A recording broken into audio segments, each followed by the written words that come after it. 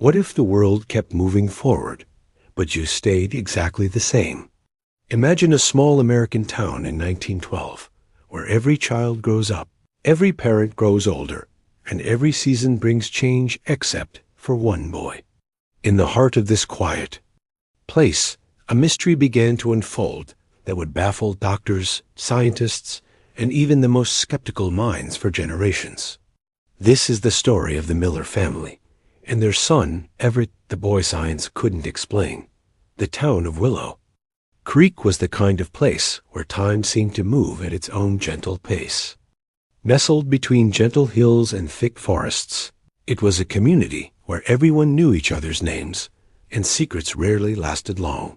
The main street was lined with neat shops and tidy homes, each with its own garden and white picket fence.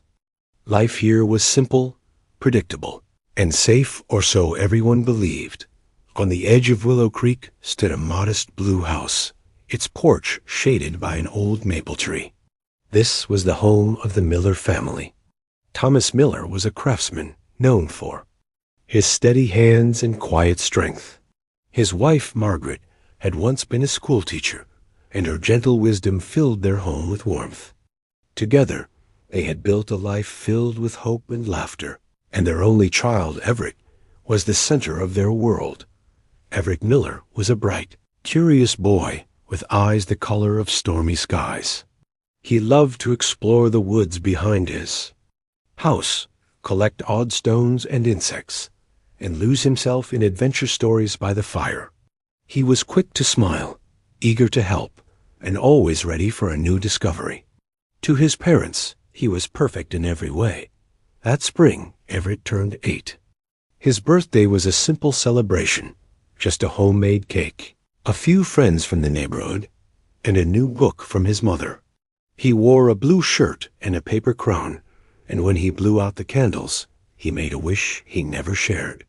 His parents watched him with pride, never suspecting that this birthday would be the last one he would ever truly have got as the months passed. Thomas and Margaret began to notice small, unsettling changes. Everett's friends started to grow taller. Their voices deepened, their faces lengthened, and their shoes wore out faster than ever. They talked about things Everett didn't understand, and their gains changed as they grew older. But Everett remained the same. His hair never seemed to grow longer, his clothes always fit, and his face stayed round and childlike, untouched by time dot at first. The Millers tried to brush it off. "He's just a late bloomer," Thomas would say, ruffling Everett's hair.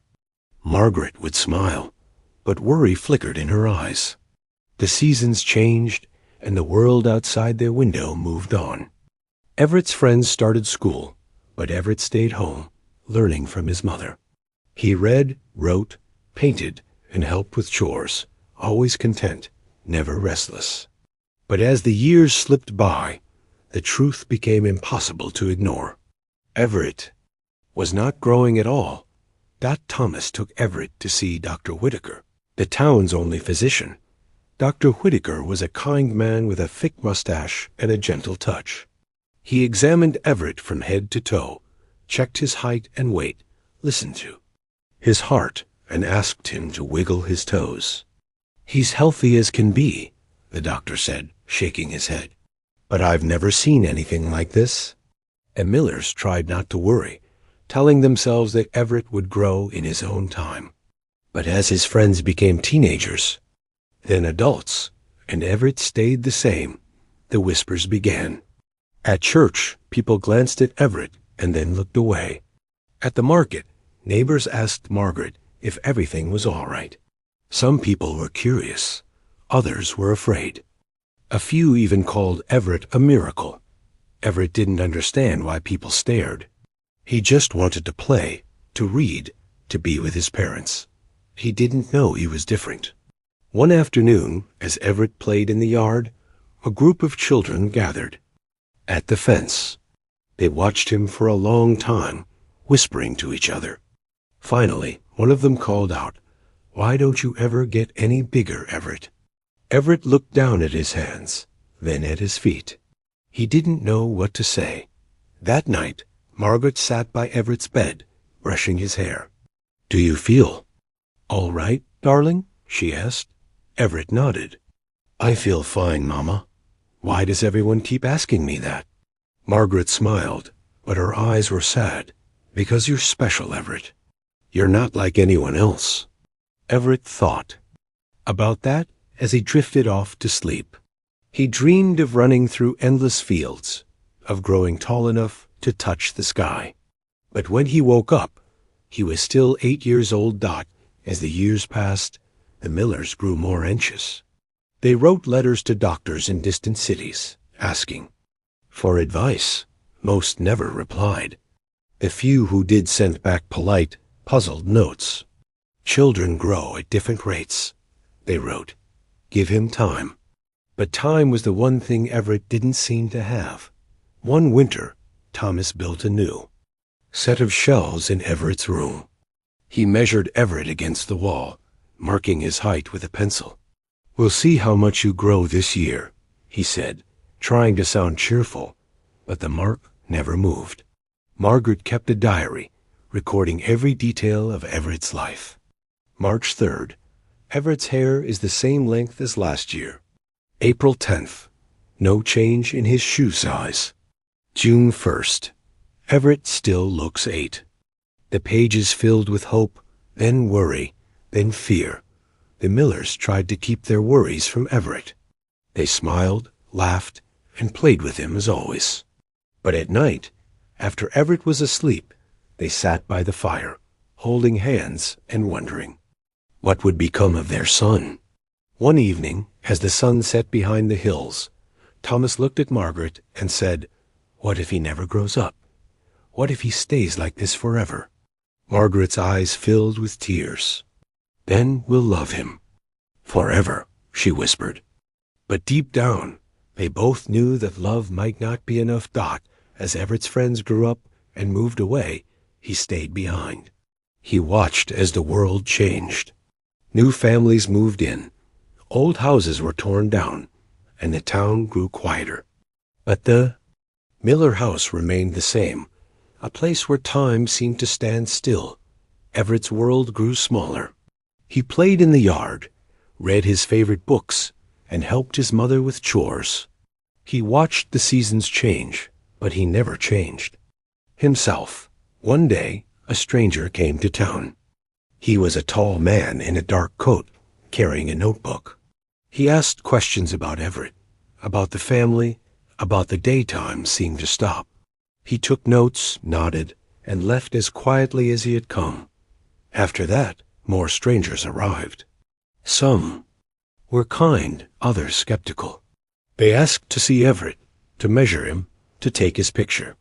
The Millers refused at first, but the strangers kept coming. The town began to talk. Some people said the Millers were hiding something. Others said Everett was a sign from God or a warning. The local pastor visited often, praying with the family and asking for guidance. Despite the whispers, Everett remained cheerful. He played in the yard, read his favorite books, and watched the world go by. But as his friends grew up and moved away, Everett stayed behind, forever 8 years old. His parents aged, their hair turning gray, their faces lined with worry. But Everett's face never changed. He was a living mystery, and the town could not look away. In Willow Creek, secrets were as rare as snow in July. The town was small enough that every face was familiar, every story was shared, and every change was noticed. For years, the Miller family had been a quiet part of this tapestry, their blue house a symbol of stability and warmth. But as Everett remained unchanged, year after year, the Miller home became the center of a growing storm of curiosity, suspicion, and wonder. By the time Everett should have been 10, his story had already become the town's most whispered secret. At first, the people of Willow Creek watched the Millers with gentle curiosity. They saw Everett playing in the yard, his laughter ringing out like a bell, and they smiled. He was a polite, friendly boy, always ready to help a neighbor or share a kind word. But as the years passed and Everett remained the same, the smiles faded and the whispers grew. Some townsfolk were fascinated. They brought their own children to the fence, pointing out Everett and telling them to be kind. "He's special," they would say, as if that explained everything. Others were wary, crossing the street to avoid the Miller house, muttering about curses and omens. A few, the most superstitious, began to avoid the Millers altogether, afraid that whatever had happened to Everett might be catching. Thomas and Margaret did their best to shield Everett from the gossip.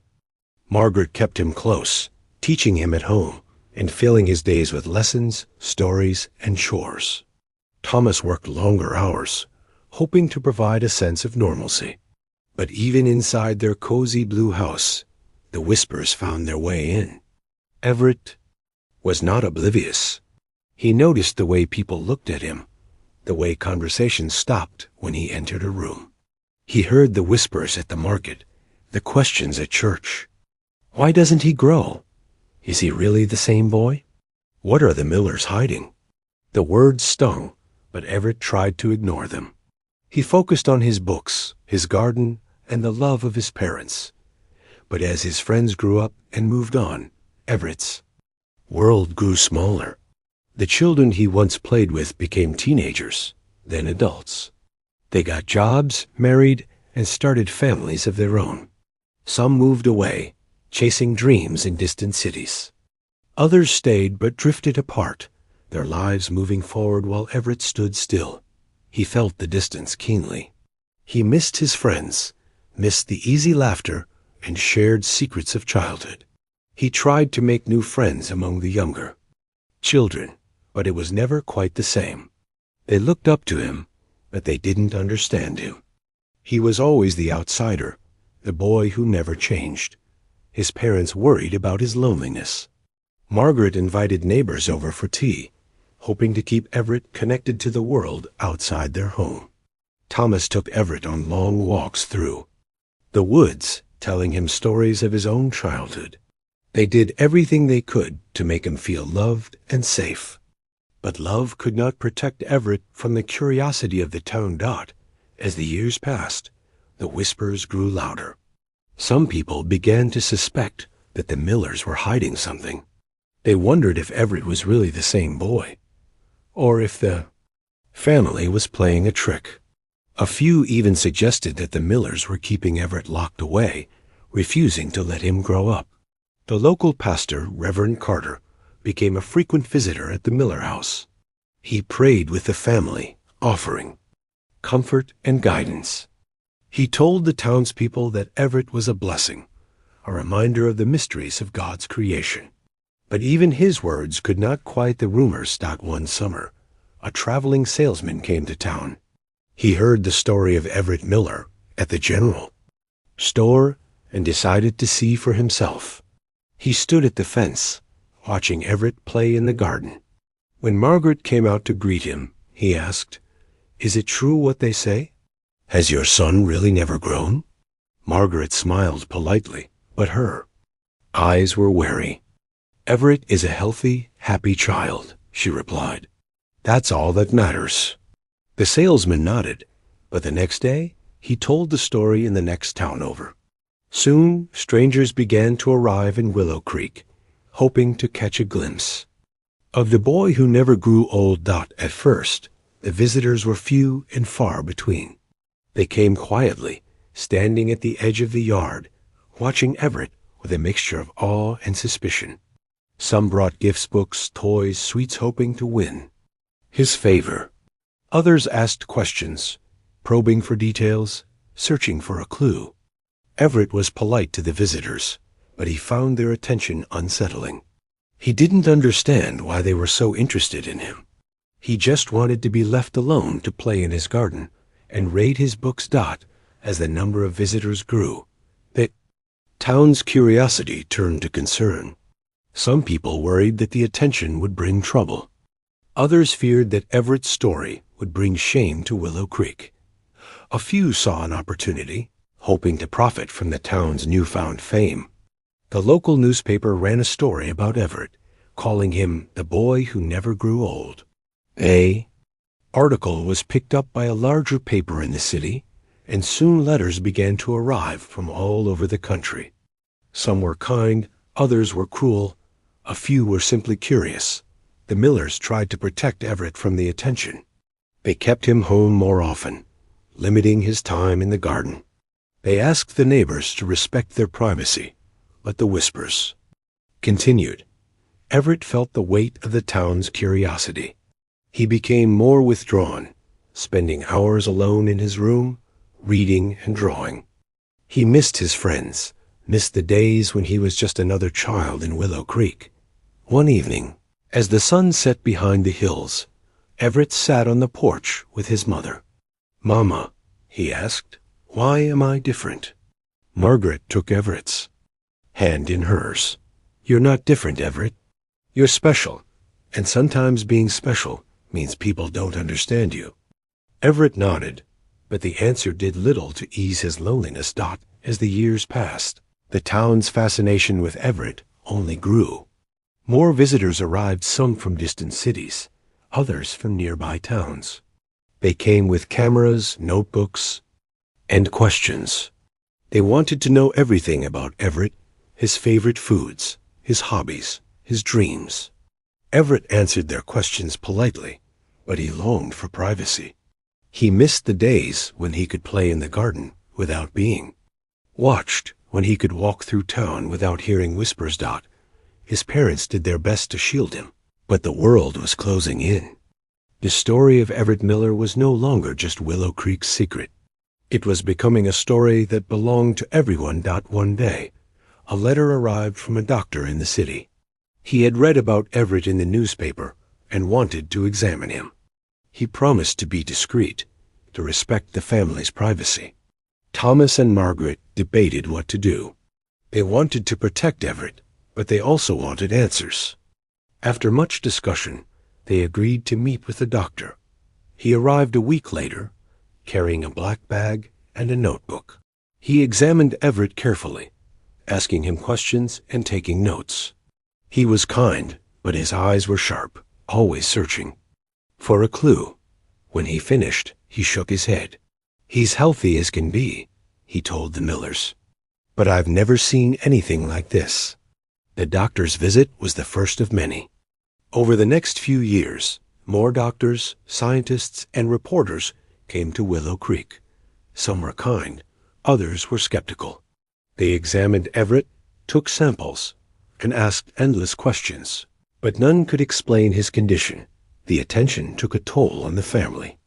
Thomas grew frustrated, Margaret grew anxious, and Everett grew more withdrawn. The house, once filled with laughter and love, now felt crowded and tense. But through it all, Everett remained resilient. He found solace in his books, in his garden, and in the love of his parents. He learned to ignore the whispers, to smile at the visitors, and to find joy in the small moments of everyday life.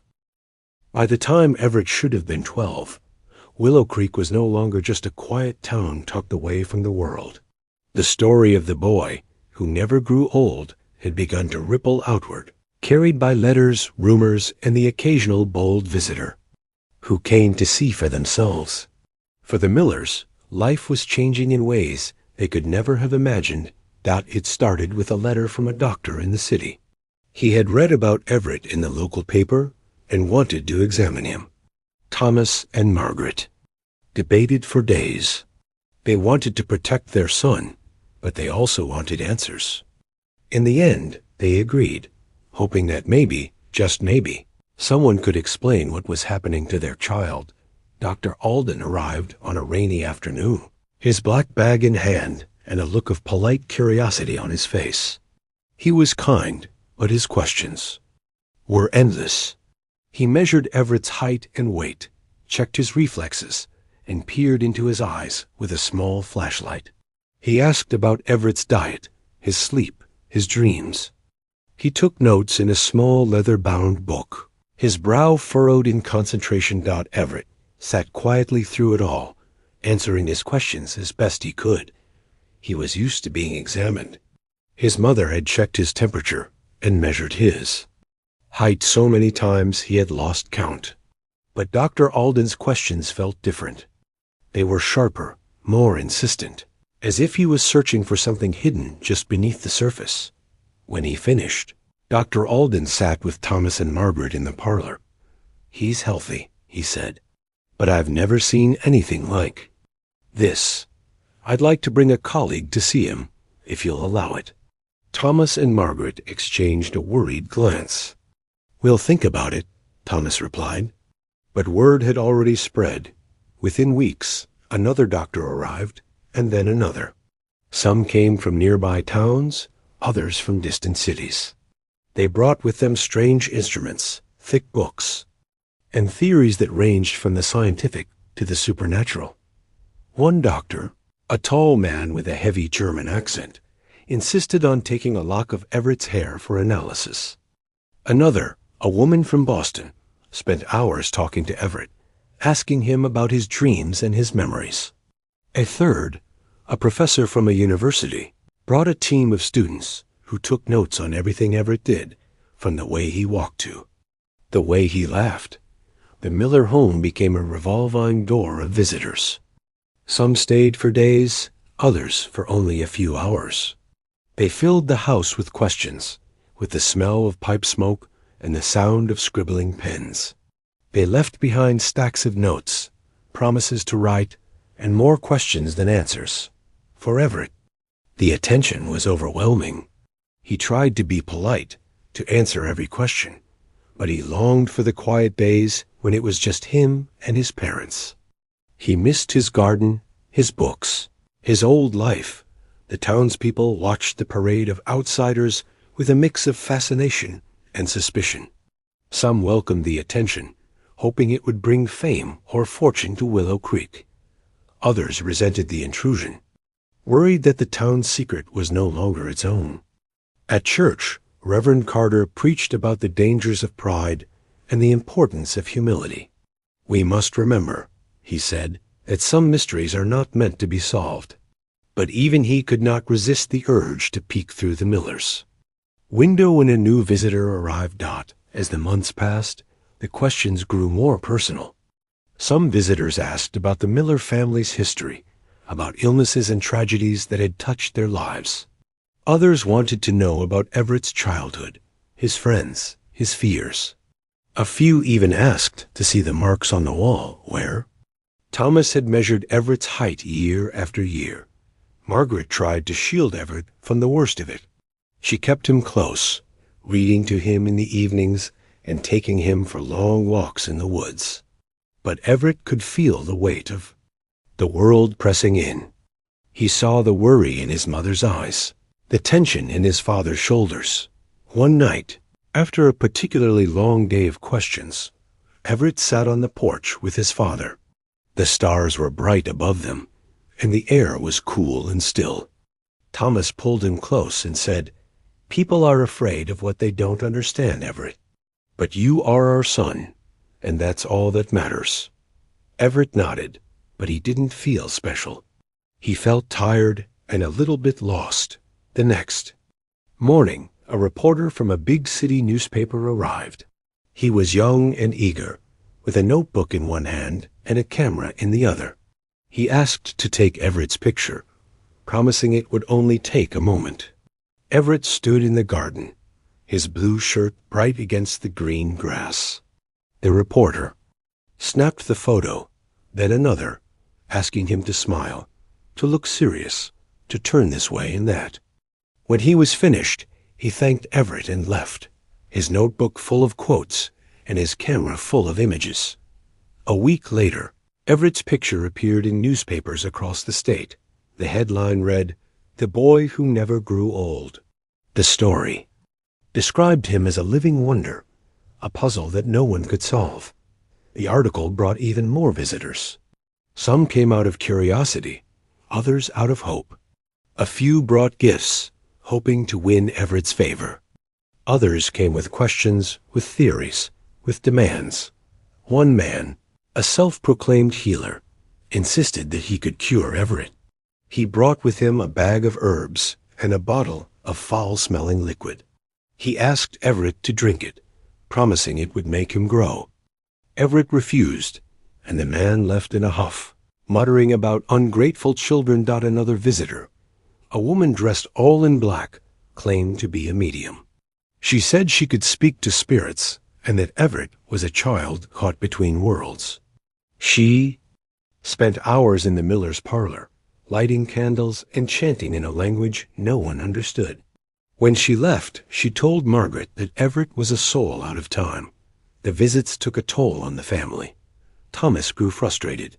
Margaret grew anxious. Everett grew more withdrawn. The house, once filled with laughter and love, now felt crowded and tense. But through it all, Everett remained resilient. He found solace in his books, in his garden, and in the love of his parents. He learned to ignore the whispers, to smile at the visitors, and to find joy in the small moments of everyday life. As the months turned into years, the visitors kept coming. Some stayed for days, others for only a few hours. They left behind stacks of notes, promises to write, and more. Questions then answers. The town, too, was changing. The old ways were fading, replaced by new ideas and new faces. But the story of Everett Miller remained a living legend that no one could explain. One evening, as the sun set behind the hills, Everett sat on the porch with his mother. "Mama," he asked, "do you think I'll ever grow up?" Margaret hugged him tightly. "I don't know, Everett, but I do know that you are loved just as you are." Everett smiled, but his heart was heavy. He wondered what his life would be like if he could grow, if he could change, if he could be like everyone else. By 1917, the world outside Willow Creek was changing at a pace no one could have imagined. Automobiles rumbled down city streets, telephones connected distant voices, and newspapers carried stories from every corner of the country. In the midst of this whirlwind, the story of Everett Miller, the boy who never grew old, caught fire. It began with a single article in a national magazine. The reporter who had visited Willow Creek months before wrote a piece titled "The Child Time Forgot." He described Everett as a living wonder, a medical mystery, and a symbol of hope in a world still healing from war. The article included a photograph of Everett in his blue shirt, standing in his garden, his eyes bright and his smile shy. The response was immediate. Letters poured in from every corner of the country. Some were kind, filled with prayers and well wishes. Others were skeptical, accusing the Millers of trickery or worse. A few were desperate parents whose own children suffered from strange illnesses, begging for answers. But the letters were just the beginning. Soon the world's most famous scientists took notice. Among them was Dr. Emil Kruger, a renowned physician from Europe who had solved some of the era's greatest medical puzzles. Dr. Kruger was tall and thin, with sharp eyes and a voice that commanded attention. He spoke several languages, carried notebooks filled with theories, and had a habit of pacing when he thought. The Millers were nervous but hopeful. Maybe, they thought, Dr. Kruger would finally have an answer. For weeks, Dr. Kruger and his team examined Everett. They measured his height and weight, took samples of his hair and blood, and ran tests that no one in Willow Creek had ever seen. Before, they asked Everett endless questions about his dreams, his memories, and his favorite foods. They watched him play, read, and even sleep. Everett was patient, but the attention was exhausting. He missed his quiet days in the garden, his walks with his father, his evenings reading by the fire. He felt like a specimen in a jar, poked and prodded by people who saw him as a puzzle. Not a person. Dr. Kruger was kind, but he was also relentless. He filled page after page with notes, drew diagrams, and debated with his colleagues late into the night. He interviewed the family, the neighbors, and even Everett's childhood friends. He asked to see the marks on the wall where Thomas had measured Everett's height. Year after year, The townspeople watched with a mix of pride and anxiety. Some hoped that Dr. Kruger would bring fame and fortune to Willow Creek. Others worried that the attention would bring trouble. A few resented the intrusion, wishing things could go back to the way they were. As the weeks passed, Dr. Kruger grew more frustrated. Every test came back normal. Everett was healthy, happy, and unchanged. There was no sign of disease, no evidence of trickery, no clue to explain his condition. At last, Dr. Kruger called a meeting in the Miller's parlor. The family, the townspeople, and even a few reporters gathered to hear his verdict. "There is no medical explanation," Dr. Kruger announced, his voice heavy with disappointment. "Everett Miller is a mystery that defies science." The room fell silent. Some people wept, others shook their heads. The reporters scribbled furiously, knowing they had a story that would capture the world's imagination. The news spread like wildfire. Newspapers across the globe ran headlines about the boy who never grew old. Radio programs debated his case, and magazines published stories filled with speculation and wonder. People wrote letters, sent gifts, and even traveled thousands of miles just to catch a glimpse of Everett. For the Millers, the attention was overwhelming. Their quiet life was gone, replaced by a constant stream of visitors, reporters, and scientists. The phone rang day and night. The mailbox overflowed, and strangers camped outside their house, hoping for a glimpse of the famous child. Thomas and Margaret did their best to protect Everett.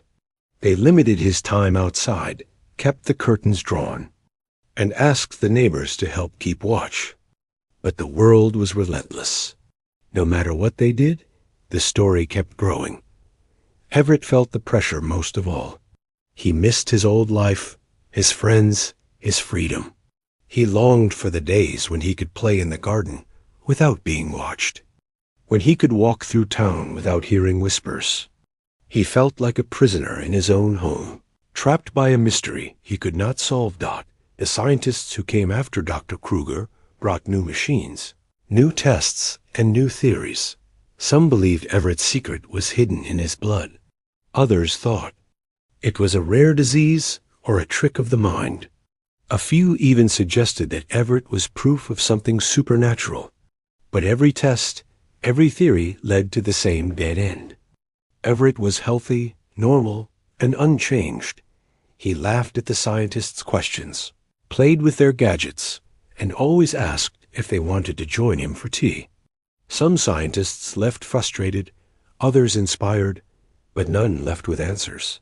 The attention took a toll on the family. Thomas grew weary, Margaret grew anxious, and Everett grew more withdrawn. The house, once filled with laughter and love, now felt crowded and tense. The town, too, was changing. The old ways were fading, replaced by new ideas and new faces. But the story of Everett Miller remained, a living legend that no one could explain. One evening, as the sun set behind the hills, Everett sat on the porch with his mother. "Mama," he asked, "will they ever stop asking questions?" Margaret hugged him tightly. "I don't know, Everett, but I do know that you are loved just as you are." Everett smiled, but his heart was heavy. He wondered what his life would be like if he could grow, if he could change, if he could be like everyone else. The years after Dr. Kruger's visit passed slowly for the Miller family, but for the rest of the world, time seemed to race forward. The 1920s brought jazz music, new inventions, and a sense of hope after the darkness of war. The 1930s brought hardship and uncertainty as the Great Depression swept across the country. Through it all, Willow Creek changed, grew, and adapted. But inside the blue house at the edge of town, one thing remained the same Everett Miller. By all appearances. Everett was still 8 years old. His hair was the same length, his face unchanged, his voice as light and musical as ever. He wore the same size shoes, the same style of shirts, and his favorite blue cap never seemed to wear out. The world outside his window changed with every season, but Everett did not. For his parents, the passing years were bittersweet. Thomas's hair turned gray. His hands grew rougher, and his back began to ache after long days in the workshop. Margaret's face grew lined with worry, her eyes a little dimmer each year. They watched their friends grow old, their neighbors move away, and their own bodies betray them. But Everett remained a child untouched by time. The emotional toll was heavy. Thomas and Margaret loved their son fiercely, but they could not help but wonder what his future would hold. Would he always be a child? Would he ever grow up, fall in love, or have a family of his own? Would he outlive them, alone in a world that could never understand him? Everett, for his part, tried to remain cheerful. He filled his days with books, music, and long walks in the garden. He learned to cook, to sew, and to paint. He wrote stories and poems, filling notebooks with his thoughts and dreams. But as the years passed, he felt the weight of his unchanging life more and more. That his friends from childhood were gone. Some had moved to distant cities, chasing dreams and building new lives. Others had married, had children, and grown old. A few had passed away, their names now spoken only in whispers and memories. Everett missed them all, but he missed the feeling of belonging most of all. The town of Willow Creek changed, too. New families moved in, old houses were torn down, and the main street was paved for the first time. The general store became a grocery, the blacksmith shop a garage. The world was moving forward, but the Miller house remained a place where time stood still. As the decades passed, the story of Everett Miller became legend. Children whispered about him as they walked past the house, daring each other to peek through the fence.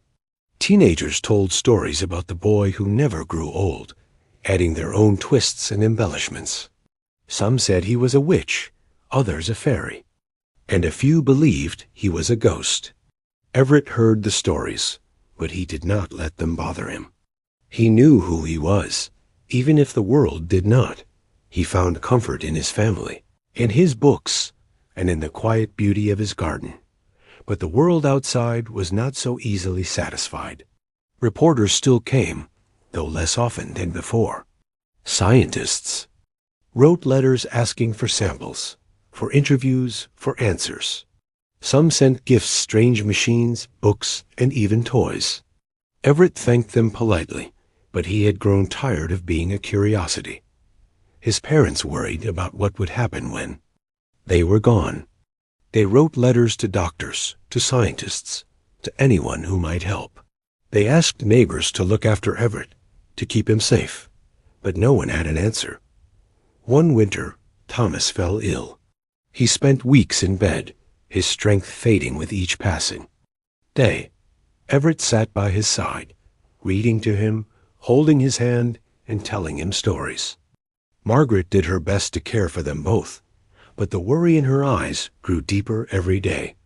On a cold February morning, Thomas passed away. The town mourned with the Millers, but Everett felt the loss most of all. His father had been his protector, his teacher, his friend. Without him, the world felt colder, emptier. Margaret tried to be strong for Everett, but the years of worry and grief had taken their toll. She grew frail, her hands trembling as she worked in the kitchen. Everett did his best to care for his mother, cooking meals, cleaning the house, and reading to her by the fire. As the years passed, Margaret's health declined.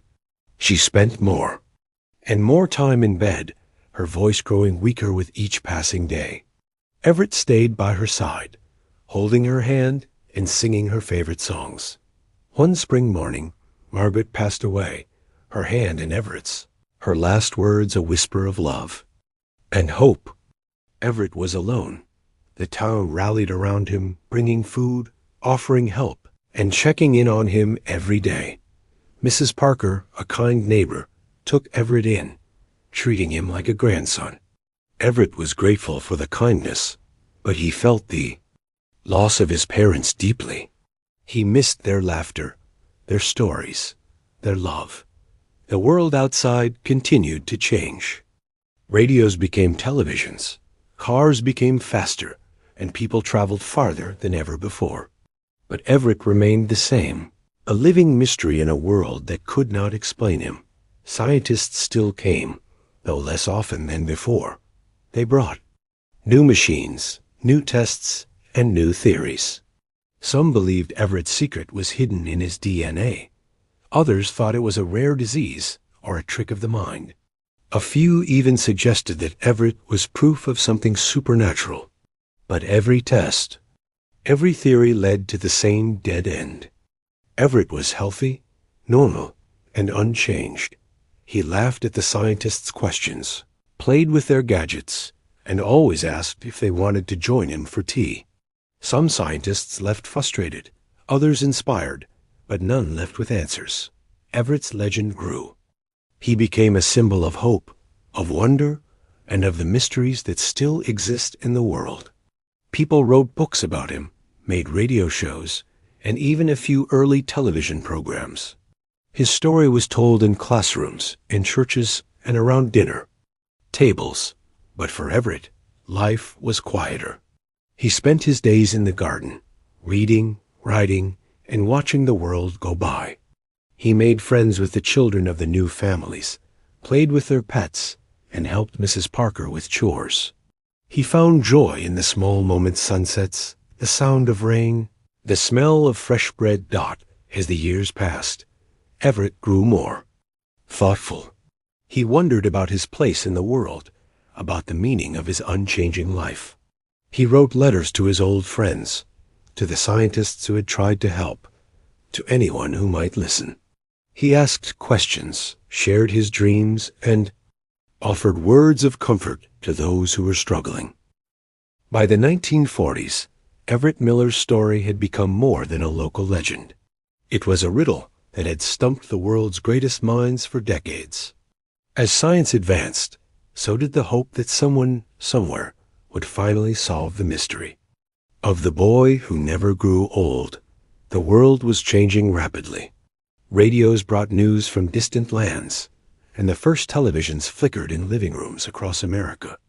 Scientists were making discoveries that would have seemed like magic just a generation before.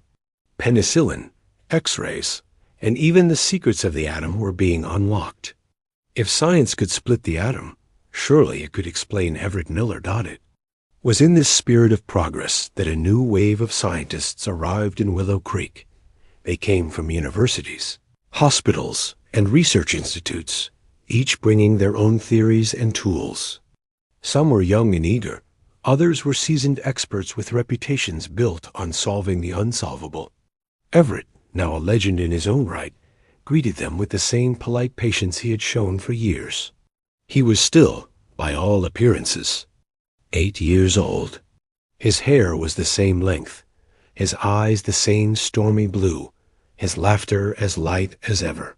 He wore the same style of shirt, the same blue cap, and his favorite shoes, now carefully mended by Mrs. Parker, still fit perfectly. Scientists brought with them new machines and new ideas. They took X-rays of Everett's bones, hoping to find a clue in his skeleton. They drew his blood and examined it under powerful microscopes, searching for a genetic marker or a rare disease. They measured his reflexes, his hearing, his eyesight, and even his sense of taste. Some believed that Everett's secret was hidden in his DNA, a code that had somehow frozen him in time. Others thought it was a rare hormonal disorder, something that modern medicine might finally be able to treat. A few whispered about the supernatural, about curses and miracles, but most were determined to find a scientific explanation. Everett answered their questions patiently, but he found the endless tests exhausting. He missed the quiet days in the garden, the evenings spent reading by the fire, and the simple joys of his old life. He wondered if he would ever be more than a curiosity, a puzzle for others to solve. The scientists interviewed Mrs. Parker, who had become Everett's guardian. After his parents passed away, Mrs. Parker spoke of Everett's kindness, his intelligence, and his gentle spirit. "He's a blessing," Mrs. Parker said, her eyes shining with pride. "He's taught me more about life than anyone else ever could." The townspeople, too, were interviewed. Some spoke of their memories of Everett as a child, others of the years that had passed without him changing. A few admitted to being afraid, to wondering if Everett was a sign or a warning, but most spoke of him with affection and respect. One scientist, Dr. Helen Morris, became particularly close to Everett. Dr. Morris was a geneticist from New York, known for her work on rare diseases. She spent weeks in Willow Creek talking with Everett, reading him stories, and even teaching him how to play chess. "Everett is remarkable," Dr. Morris wrote in her journal. "He is intelligent, curious, and kind. He asks questions that most adults never think to ask, but his body is a mystery. Every test comes back normal. He is in every way a healthy 8-year-old. But he has been 8 for more than 30 years. Dr. Morris tried every test she could think of. She compared Everett's DNA to that of other children, looking for differences. She studied his hormones, his metabolism, and his immune system. She even consulted with experts in Europe and Asia, hoping that someone, somewhere, would have seen a case like Everett's before. But every lead turned into a dead end. Everett's DNA was normal. His hormones were normal. His body was in every measurable way that of a healthy child. Dr. Morris grew frustrated, but she also grew fond of Everett. They spent long afternoons talking about books, about dreams, and about the mysteries of life. Everett asked Dr. Morris about her own childhood, about her family, and about the world outside Willow Creek. "Do you ever wish you could stay? Child forever?" Everett asked one day, his eyes wide with curiosity. Dr. Morris smiled. "Sometimes I do, but I think growing up is important too. It's how we learn, how we change." Everett nodded thoughtfully. "I wonder what it would be like to change." The other scientists were less patient. Some grew frustrated with the lack of progress, blaming each other or the town for their failure. A few accused the Millers of hiding something, of playing a trick on the world, but the townspeople knew better. They had watched Everett for decades. There was no trick, no secret, just a mystery that no one could solve. As the weeks turned into months, the scientists began to leave. Some published papers, others gave lectures, but none had an answer.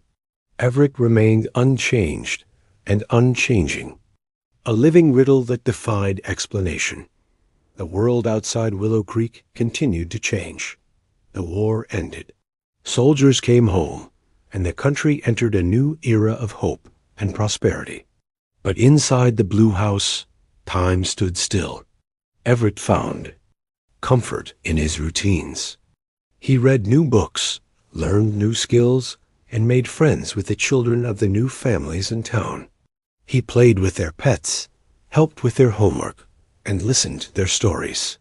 He became a beloved figure in Willow Creek, a symbol of kindness and wonder, but he also felt the weight of his unchanging life. He watched as his friends grew up, moved away, and started families of their own. He attended weddings, held babies, and said goodbye to those who passed on. He wondered what his own future would hold, if he would ever grow up, fall in love, or have a family of his own. The scientists who visited Willow Creek left behind more than just unanswered questions. They left behind a sense of wonder, a belief that the world was still full of mysteries waiting to be discovered. They inspired a new generation of doctors, researchers, and dreamers, all hoping to solve the riddle of Everett Miller. Everett himself became a symbol of hope. People wrote letters to him asking for advice, for comfort, for inspiration. He replied to as many as he could, offering words of kindness and encouragement.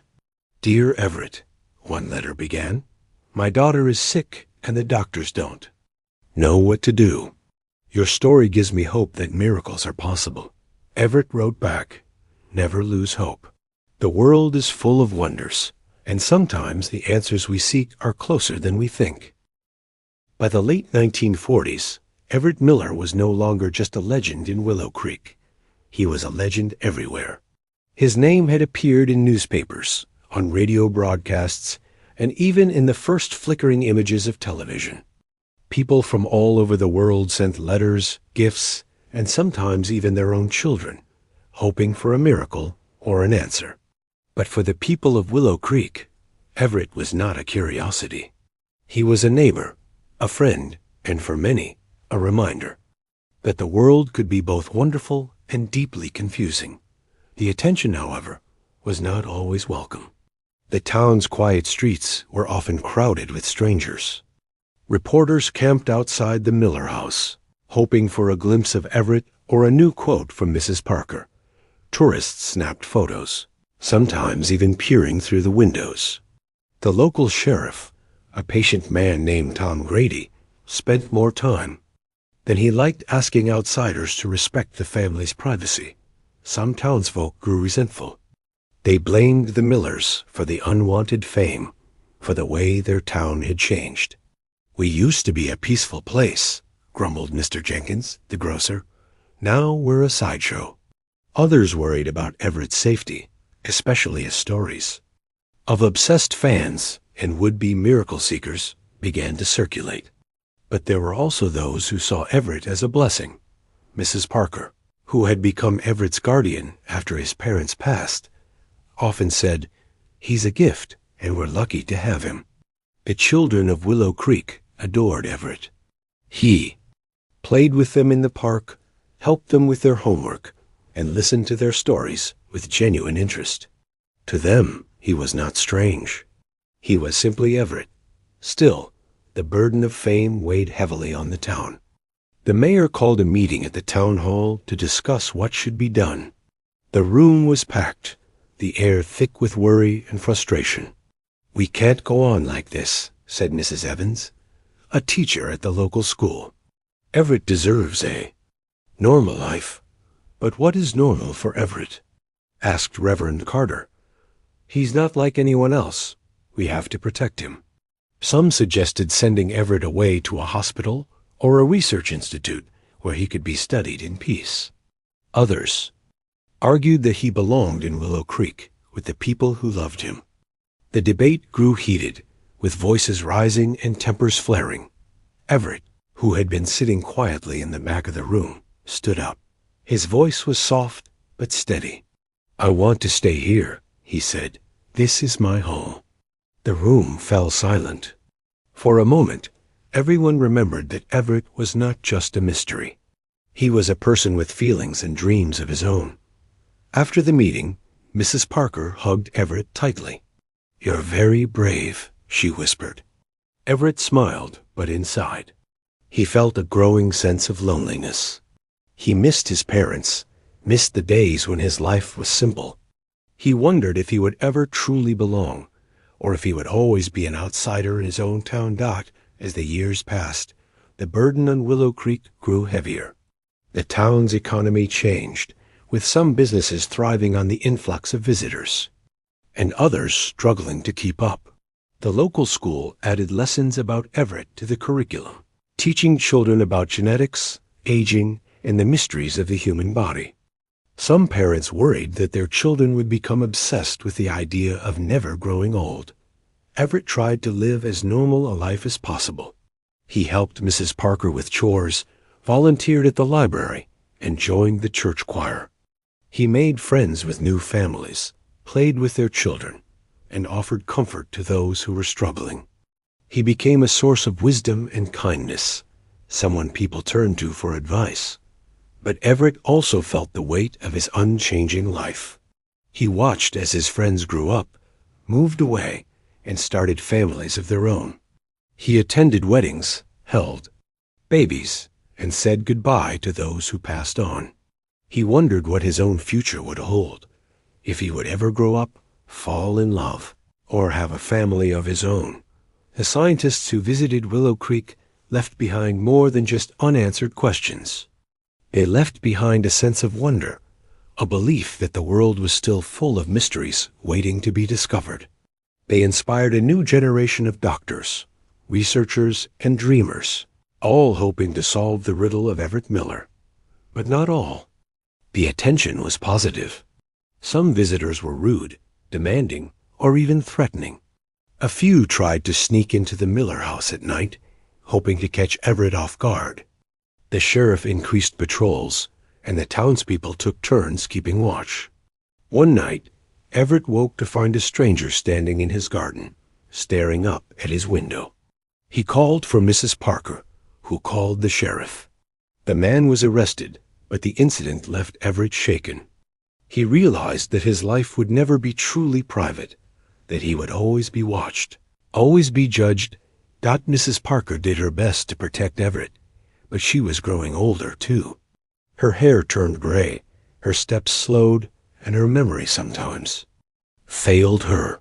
Everett worried about what would happen when Mrs. Parker was gone. Who would take care of him?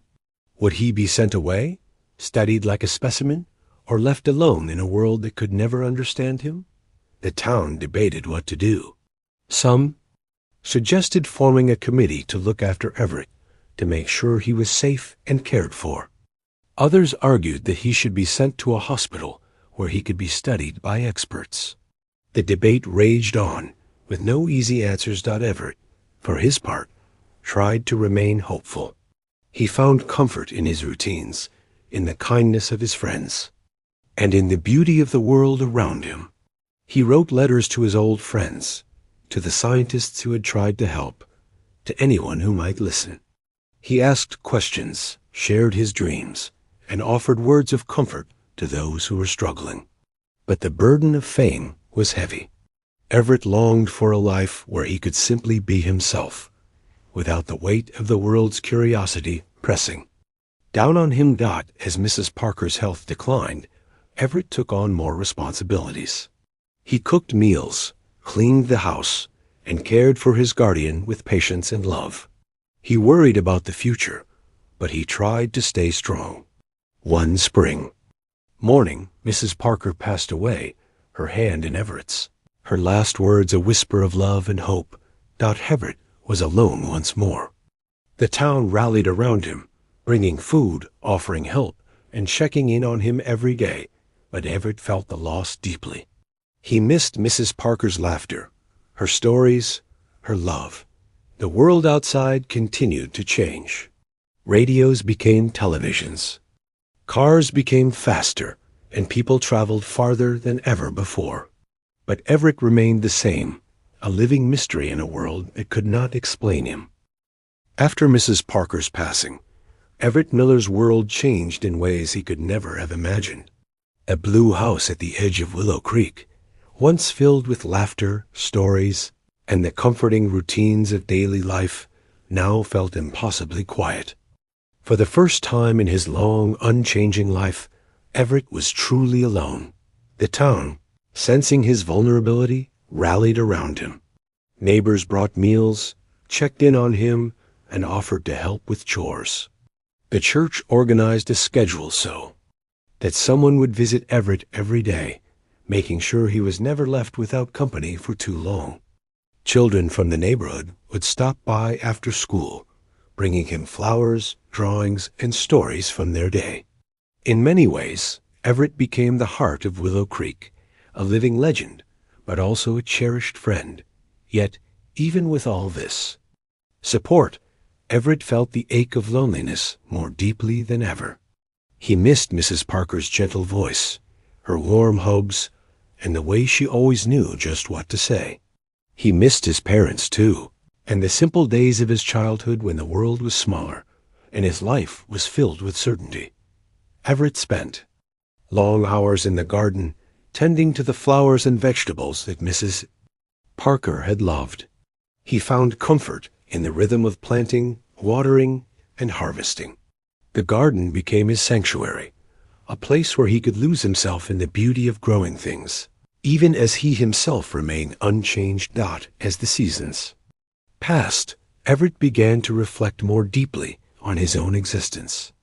He kept a journal, filling its pages with his thoughts, questions, and memories. He wrote about his parents, about Mrs. Parker, about the scientists and reporters who had come and gone. He wrote about the children he had played with, the friends he had lost, and the town that had both protected and burdened him. One entry read, "Sometimes I wonder if I am meant to be a lesson for others. People come from far away to see me, to ask their questions, to search for answers. But I have no answers to give.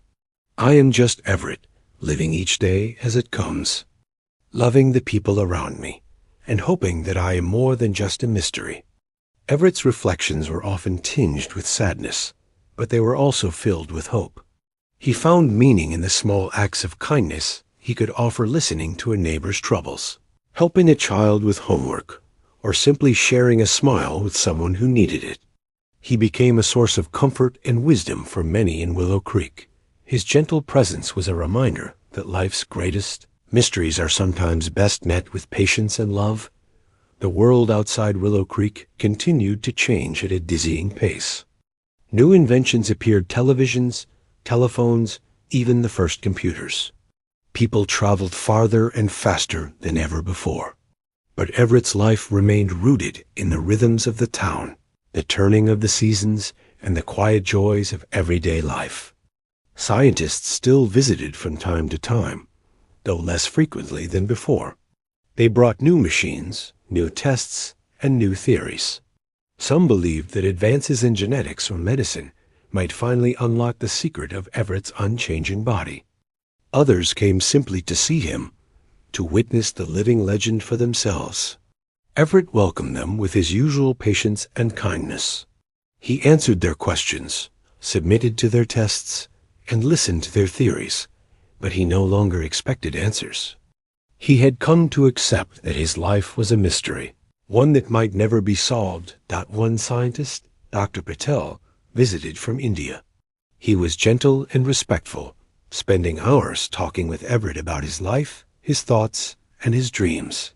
He asked Everett what he wished for most. Everett thought for a long moment before answering. "I wish for peace," he said softly, "for myself, for the people I love, and for everyone who has ever wondered about me. I wish for people to find comfort in the unknown, and to remember that life is precious, even when it doesn't make sense." Dr. Patel smiled and nodded. "That is a wise wish, Everett. Perhaps that is your true gift to the world?" As the years passed, Everett's legend continued to grow. Books were written about him. Documentaries were filmed, and his story was taught in schools and universities. He became a symbol of hope, of wonder, and of the enduring mysteries that make life beautiful. But for Everett, life was lived one day at a time. He found joy in the laughter of children, in the beauty of a sunset, in the taste of fresh bread, and in the kindness of friends. He learned to cherish the moments he had, even as he wondered what the future might hold. Everett's health remained perfect. He never caught a cold, never suffered from aches or pains, never showed any sign of aging. Doctors marveled at his resilience, but Everett took it in stride. He was grateful for his health, but he sometimes wished he could grow old like everyone else. One autumn, as the leaves turned gold and red, Everett sat in his garden with a group of children. They asked him to tell them a story, and he obliged, weaving a tale of adventure, friendship, and the magic of believing in yourself. When he finished, one little girl asked, "Everett, do you ever get scared?" Everett smiled gently. "Of course I do. Everyone gets scared sometimes. But I've learned that it's okay to be afraid. What matters is that we keep going, that we keep loving, and that we never stop hoping." The children hugged him, and Everett felt a warmth in his heart that chased away the loneliness, if only for a little while. As the years slipped by, Everett Miller's story became more than a legend. It became a question that haunted everyone who heard it. By the 1960s, Everett had been 8 years old for more than 50 years. He had outlived his parents, his guardian, and most of his childhood friends. The world outside Willow Creek had changed in ways no one could have imagined. But inside the blue house, time seemed to stand still. Everett's days were quiet, filled with the gentle routine he had come to cherish. He woke with the sun, tended his garden, and spent his afternoons reading or writing in his journal. He welcomed visitors with a smile, listened to their stories, and offered words of comfort or encouragement. He became a confidant to many in Willow Creek, a source of wisdom and kindness that people sought out in times of trouble. But as the years passed, Everett's world grew smaller. The children he had once played with were now grandparents themselves. The town's oldest residents remembered him as a child, but the younger generations knew him only as the boy who never grew old, a living legend, but also a mystery that no one could explain. Scientists still came, though less often than before. They brought new machines, new tests, and new theories. Some believed that advances in genetics or medicine might finally unlock the secret of Everett's unchanging body. Others came simply to see him, to witness the living legend for themselves. One team of researchers from a prestigious university arrived with the latest technology, machines that could map every gene, scan every cell, and analyze every molecule. They spent weeks in Willow Creek running tests, collecting samples, and interviewing everyone who had ever known Everett. Everett submitted to their tests with his usual patience, but he no longer expected answers. He had come to accept that. His life was a mystery, one that might never be solved. He found comfort in the kindness of his friends, the beauty of his garden, and the simple joys of everyday life. The researchers left with stacks of data, but no explanation. Everett's DNA was normal. His cells divided and functioned just like any other child's. There was no sign of disease, no evidence of a genetic mutation, no clue to explain his unchanging body. The world's greatest minds had come and gone, but the mystery of Everett Miller remained unsolved. As the years passed, Everett's story was told and retold in books, newspapers, and on television. He became a symbol of hope, of wonder, and of the enduring mysteries that make life beautiful. People wrote letters to him asking for advice, for comfort, for inspiration. He replied to as many as he could, offering words of kindness and encouragement. "Dear Everett," one letter began, "my son is sick and the doctors don't know what to do. Your story gives me hope that miracles are possible." Everett wrote back, "Never lose hope. The world is full of wonders, and sometimes the answers we seek are closer than we think." But even as his legend grew, Everett's own life became quieter. He spent more time in his garden, less time with visitors. He cherished the moments he had, even as he wondered what the future might hold. One winter, Everett fell ill for the first time in his life. It was a simple cold, but it lingered longer than usual. The town's doctor, now an old friend, visited every day, bringing soup and stories to cheer him up. The townspeople took turns sitting with him, reading to him, and keeping him company. Everett recovered, but the experience left him feeling more fragile than before. He realized that even he was not immune to the passage of time, that his life, though extraordinary, was still finite. As the years passed, Everett began to reflect more deeply on his own existence. He wrote letters to his old friends, to the scientists who had tried to help, to anyone who might listen. He asked questions, shared his dreams, and offered words of comfort to those who were struggling. But the mystery of Everett Miller remained unsolved. In his final years, Everett became a symbol of hope and wonder for people all over the world. His story was taught in schools and universities, discussed in scientific journals, and featured in documentaries and news programs.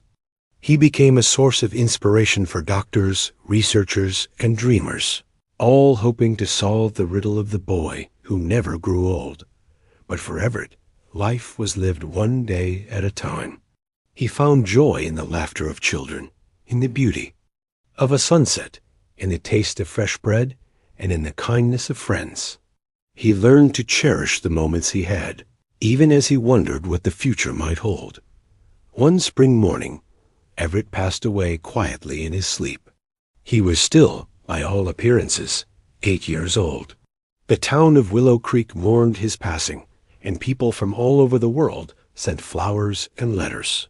His funeral was attended by everyone in town, as well as scientists, reporters, and admirers from far and wide. The church was filled with flowers, and the air was thick with the scent of lilacs and roses. The townspeople shared stories of Everett's kindness, his wisdom, and his gentle spirit.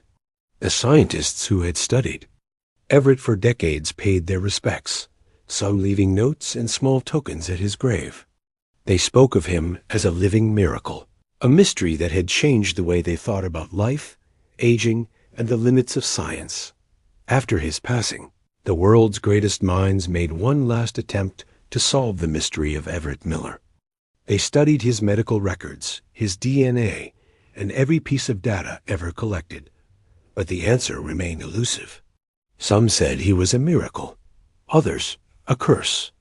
A few believed he was a sign from another world, but Everett himself never claimed to know the truth. The story of Everett Miller did not end with his passing. In many ways, it only grew larger, echoing through the years and across the world. The boy who never grew old became more than a legend.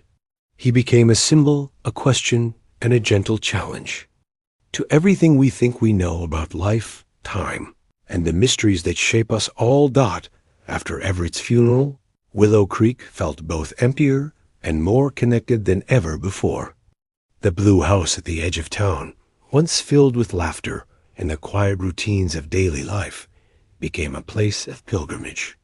People came from distant cities and foreign countries, leaving flowers at the gate, notes tucked into the fence, and sometimes just a moment of silent reflection. The garden Everett had tended for so many years bloomed brighter than ever, as if the earth itself remembered his gentle touch. The townspeople, who had once struggled with the burden of Everett's fame, now found comfort in his memory. They told stories about his kindness, his patience, and the way he always seemed to know just what to say. Children grew up hearing tales of the boy who never changed, and parents reminded them that sometimes the greatest mysteries are the ones that teach us the most about love and acceptance. Everett's journals, discovered after his death, became a source of wonder and inspiration. In page after page, he wrote about his hopes, his fears, and his dreams. He wrote about the people he loved, the questions he could never answer, and the beauty he found in the world around him. His words were simple, but they carried a wisdom that touched everyone who read them. One entry, written just a few months before his passing, read, "I have lived many years as a child, but I have seen more of life than most. I have learned that kindness is the greatest gift, that patience is a kind of strength, and that love is the only thing that truly lasts. I do not know why I never grew old, but I am grateful for every day I've been given. If my life is a mystery, let it be a reminder that the world is full of wonders, and that sometimes the best thing we can do is simply cherish them." Everett's story inspired countless people. Writers, artists, and musicians created works in his honor: novels, paintings, songs, and even films. Scientists continued to study his case, hoping that one day his secret might help others. Teachers used his story to spark curiosity in their students, to remind them that science is not just about answers, but about the courage to ask questions. But perhaps the greatest legacy Everett left behind was the way he changed the people around him. The children who had played in his garden grew up to be doctors, teachers, and parents themselves. They carried his lessons with them, teaching their own children to be kind, to be patient, and to never stop wondering. Willow Creek, once a quiet town overshadowed by a single unexplainable story, became a place known for its warmth and its open heart. The townspeople learned to welcome visitors, to share their memories, and to celebrate the mystery that had brought them together. The annual Everett Miller Day, held every spring, became a time for music, laughter, and stories, a day to remember. The boy who had touched so many lives. Scientists, too, found meaning in Everett's legacy. Though his case remained unsolved, it inspired new fields of research, from genetics to aging to the study of rare diseases. Conferences were held in his name, and young researchers often cited his story as the reason they chose their path. Everett became a symbol of the unknown, a reminder that science is a journey, not a destination. But for those who had known him best, Everett's legacy was something quieter and more personal. It was the memory of his laughter, the warmth of his smile, and the way he listened, truly listened to everyone he met. It was the way he found joy in the smallest things, and the way he offered comfort without ever needing to solve the mystery of his own life. As the years passed, the world changed in ways Everett could never have imagined. New technologies emerged, new discoveries were made, and the pace of life grew ever faster. But the story of Everett Miller remained a gentle reminder that some questions are worth asking, even if they have no answer. People continued to visit Willow Creek, to walk the paths Everett had walked, to sit in his garden and wonder about the boy who never grew old. Some came seeking answers, others came seeking hope. All left with a sense of wonder and a renewed belief in the beauty of the unknown. Everett's story became a part of the world's collective memory, a legend that crossed borders, languages, and generations. It was told in classrooms, in churches, around dinner tables, and in quiet moments of reflection. It was a story that invited everyone who heard it to ask, what would you do if you met a child who never aged? Would you seek answers or simply accept the wonder? In the end, Everett's greatest gift was not the mystery of his unchanging body, but the way he taught people to see the world with curiosity, with kindness, and with an open heart. He reminded everyone that life is precious, that every day is a gift, and that sometimes the most extraordinary things happen in the most ordinary places. Decades passed, but the mystery of Everett Miller only deepened. His story became a thread woven through the fabric of countless lives, a gentle challenge to the certainty of science and the boundaries of belief. In classrooms and laboratories, in living rooms and quiet gardens, people still spoke of the boy who never grew old. For some, Everett's life was a puzzle to be solved. Scientists continued to study his case, poring over old records, re-examining samples, and debating new theories. Advances in genetics and medicine brought hope that one day, someone might find the answer hidden in a strand of DNA or a forgotten detail in a dusty file. Conferences were held in his name, and young researchers often began their careers inspired by the riddle of Willow Creek. For others, Everett's story was a comfort. Parents told their children about the boy who never changed, reminding them that it was okay to be different, that life's greatest mysteries were sometimes the most beautiful. Teachers used his story to spark curiosity, to encourage questions, and to remind students that not every answer could be found in a book. In Willow Creek, Everett's memory was everywhere. The blue house still stood at the edge of town, its garden blooming each spring with the flowers he had once tended. The annual Everett Miller Day brought people together to share stories, music, and laughter. Children played in the yard, where Everett had once chased butterflies, their voices echoing through the quiet streets. Everett's journals, preserved in the town library, became a source of inspiration for generations. Readers found wisdom in his simple words, comfort in his gentle reflections, and hope in his acceptance of the unknown. We are all mysteries, he had written, each of us carrying questions no one else can answer. But we are also gifts to one another, reminders that wonder is never wasted. As the world moved on, Everett's legend remained.